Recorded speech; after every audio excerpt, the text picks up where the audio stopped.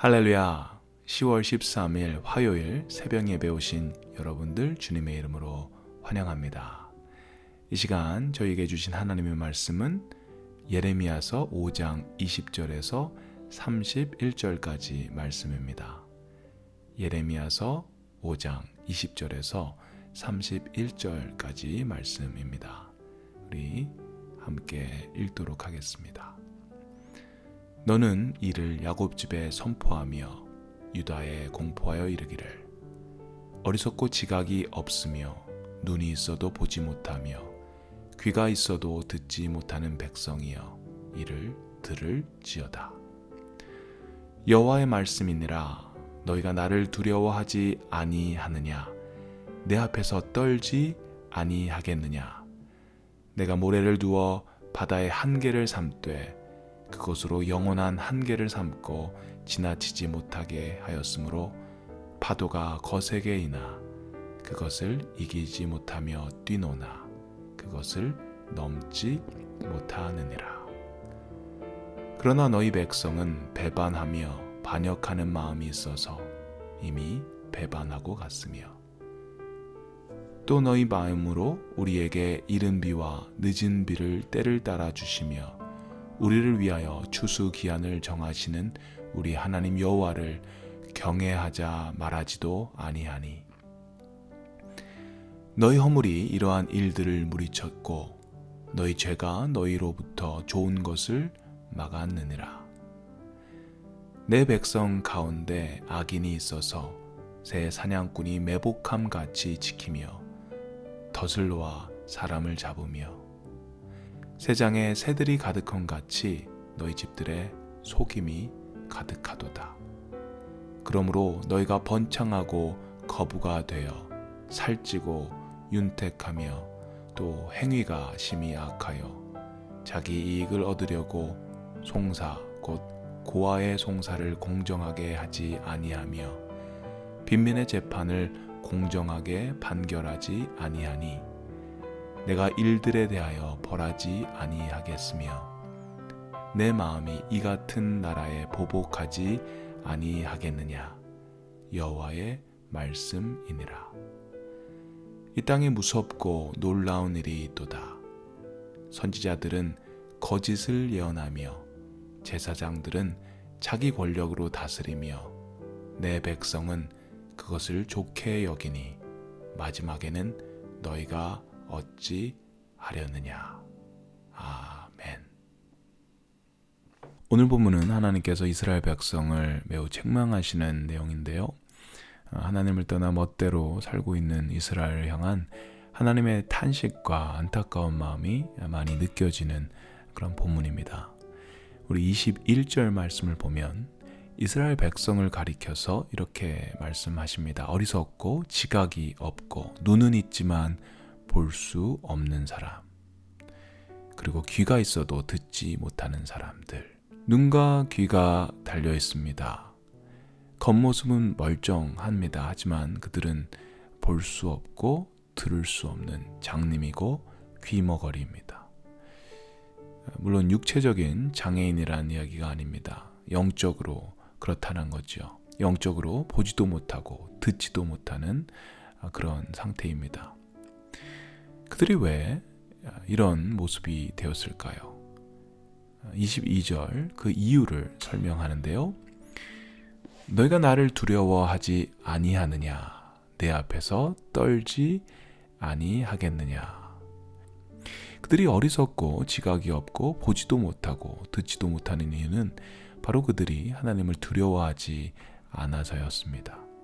하나님 앞에서 떨지 않았기 때문이었습니다. 잠언 9장 10절 말씀에 여호와를 경외하는 것이 지혜의 근본이요 라고 했습니다. 현대인의 성경을 보면 좀 더 이해하기가 쉬운데요. 여호와를 두려워하는 것이 지혜의 첫 걸음이라고 번역을 했습니다. 하나님을 두려워하는 것이 지혜의 근본, 첫 걸음입니다. 하나님을 두려워할 때 우리는 지혜의 첫 걸음을 떼는 것입니다. 반대로 하나님을 두려워하지 않을 때 지혜의 첫 걸음을 뗄 수 없습니다. 아무리 똑똑하고 책을 많이 읽고 교육을 많이 받고 세상에 경험이 많이 있다고 하더라도 하나님을 두려워하지 않을 때 지혜의 첫걸음도 뗄 수 없는 것입니다. 아무리 우리가 많이 공부를 하고 지식을 쌓아도 하나님의 지혜에 비하면 아무것도 아닌 것입니다. 고린도전서 1장 25절에 하나님의 어리석음이 사람보다 지혜롭고 라고 합니다. 하나님은 결코 어리석지 않으시죠. 하지만 하나님이 어리석음이 있다고 하더라도 그 어리석음은 사람의 지혜보다 더 지혜롭다고 하는 것입니다. 그래서 우리는 하나님께 겸손해야 합니다. 그분을 두려워해야 합니다. 하나님은 우리를 지으신 창조자이시고 우리는 창조물입니다. 하나님은 창조자, 우리는 창조물. 하나님과 우리 사이에는 이 경계선이 있습니다. 그런데 이스라엘 백성들은 그 경계선을 무너뜨린 거지요. 이 경계선을 무너뜨린 모습이 22절 후반부부터 23절까지 나오는데요. 함께 보도록 하겠습니다. 내가 모래를 두어 바다의 한계를 삼되 그것으로 영원한 한계를 삼고 지나치지 못하게 하였으므로 파도가 거세게 이나 그것을 이기지 못하며 뛰노나 그것을 넘지 못하느니라. 그러나 너희 백성은 배반하며 반역하는 마음이 있어서 이미 배반하고 갔으며. 바다는 한계가 있다고 하는 것입니다. 바다의 파도는 모래에 와서 멈추게 되는 겁니다. 강한 비바람이 몰아치고 큰 파도가 일어나는 날에도 파도는 경계를 넘지 않습니다. 하나님께서 바닷가에 이 모래를 두셔서 바다의 경계를 삼으셨기 때문입니다. 이 바다에 한계를 주신 것처럼 하나님은 사람들에게도 한계를 주셨습니다.